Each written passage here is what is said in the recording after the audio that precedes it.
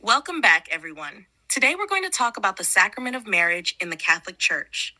Marriage is not just a human contract or social agreement, but a sacred covenant instituted by God from the very beginning and raised by Christ to the dignity of a sacrament. From the very first pages of the Bible, we see God's plan for marriage. In Genesis chapter 2, verse 24, it says, "Therefore a man shall leave his father and mother and cling to his wife, and they shall become one flesh." This union of man and woman created by God reflects his own love and creative power. Jesus reaffirms this in the Gospels. In Matthew chapter 19, verses 4 to 6, he says, "Have you not read that he who made them from the beginning made them male and female, and said, 'For this reason a man shall leave his father and mother and be joined to his wife, and the two shall become one flesh. So they are no longer two, but one flesh. What therefore God has joined together, let no man put asunder.'" Here Christ makes it clear that marriage is permanent, faithful, and unbreakable, because it is God himself who unites husband and wife. St. Paul also reveals the deeper mystery of marriage.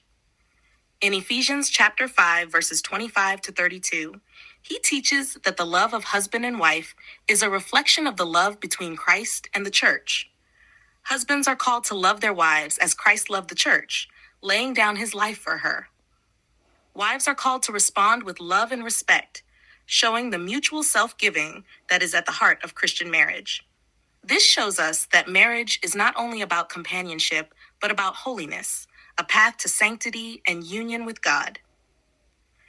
The Catechism of the Catholic Church explains that the sacrament of marriage gives spouses the grace to love one another with the love of Christ, to remain faithful through all trials, to welcome children generously, and to build up the family, which the Church calls the domestic church.